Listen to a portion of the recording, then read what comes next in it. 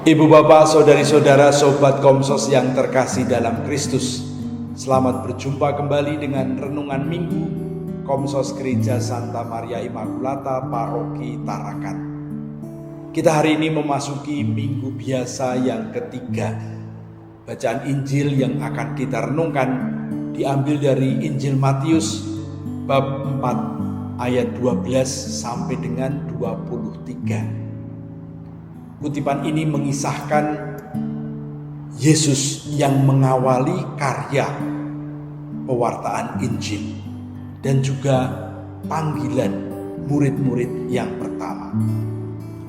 Dikisahkan oleh Matius bahwa setelah Yohanes Pembaptis ditangkap oleh Herodes dan dimasukkan ke dalam penjara, Yesus kemudian menyingkir ke utara, ke daerah Galilea, tepatnya di kota Kapernaum.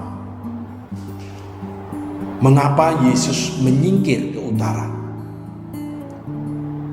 Kalau Yesus pergi ke Yerusalem, ke selatan, di sana dia pasti akan menjadi sangat populer, karena di Yerusalem banyak orang yang haus kerohanian. Mereka sangat mendambakan terobosan dan pandangan baru.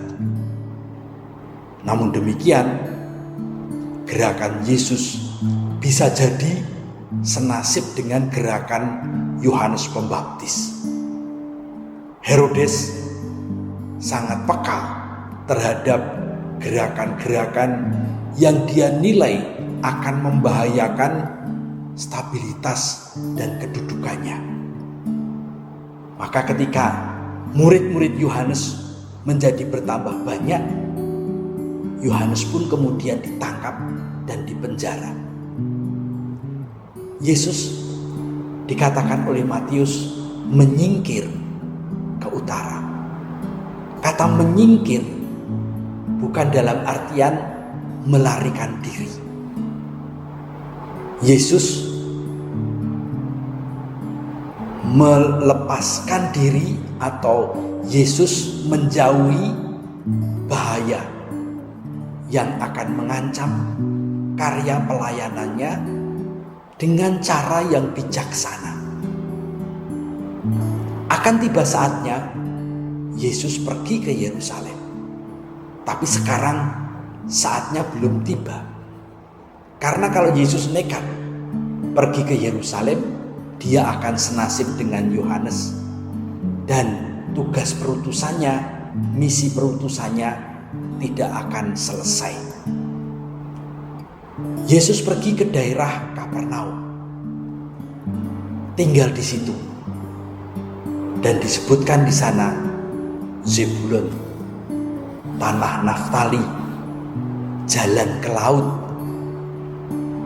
Kapernaum memang daerah bisnis perikanan. Di situ ada banyak nelayan. Di situ ada jalan perdagangan yang disebut Via Maris atau jalan ke laut.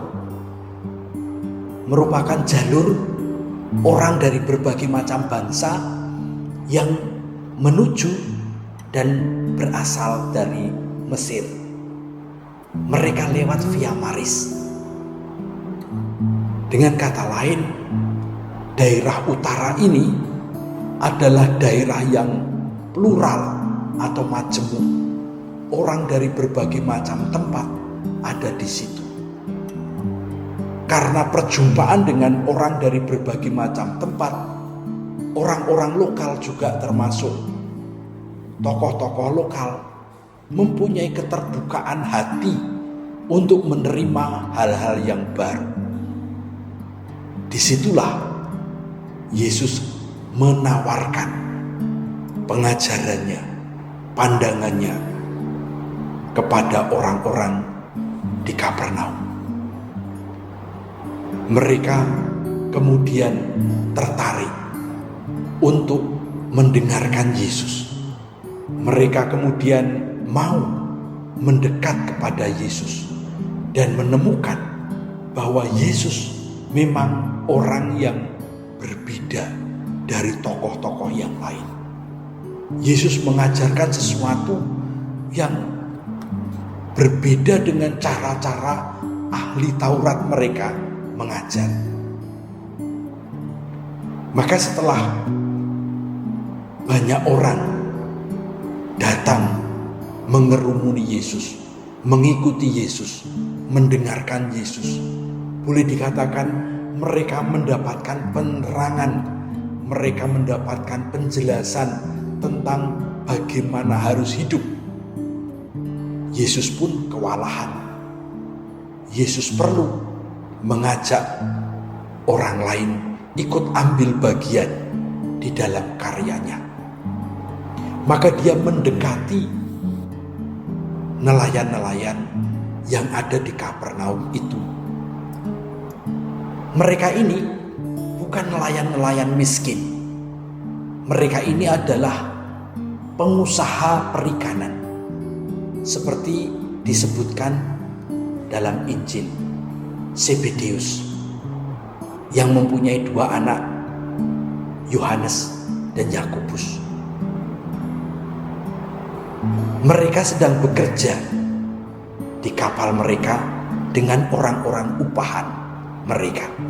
Artinya mereka ini memang pengusaha perikanan dan mempunyai karyawan-karyawan. Mereka bukan nelayan yang tidak punya apa-apa. Simon Petrus dan Andreas termasuk juga pengusaha perikanan yang cukup sukses. Mereka inilah yang dipanggil oleh Yesus. Dan Yesus mengatakan kepada mereka, ikutlah aku dan kamu akan kujadikan penjala manusia. Dari penjala ikan menjadi penjala manusia. Kita seringkali salah memahami istilah penjala manusia. Kita berpikir mereka diminta oleh Yesus mengumpulkan orang sebanyak-banyaknya untuk dibaptis, untuk dijadikan murid-murid Yesus. Menjala manusia di sini adalah mendekatkan orang kepada Tuhan. Dan itulah juga yang dilaksanakan oleh Yesus. Yesus mengajak mereka berjumpa dengan Tuhan. Yesus mengajak mereka duduk di sekitarnya, mendengarkan Dia. Karena Dialah anak Allah. Dialah anak domba Allah. Orang yang mau mendengarkan Yesus akhirnya pasti akan menemukan Allah.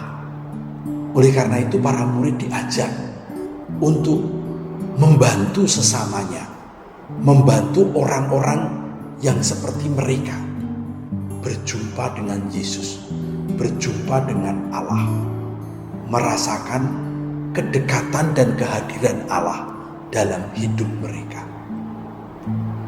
Maka Matius menggambarkan bahwa bangsa yang berada di dalam kegelapan kini telah melihat terang, dan terang itu adalah Yesus yang membuat mereka mengenal Allah. Kita sedang memulai perjalanan kita mengenal Yesus, Sang Anak Allah, Sang Anak Domba Allah. Marilah kita mendekatkan diri kita kepadanya. Semoga renungan-renungan kita melalui Injil Matius membuat kita semakin mengenal Yesus Kristus dan membuat kita semakin mengenal Allah. Amin.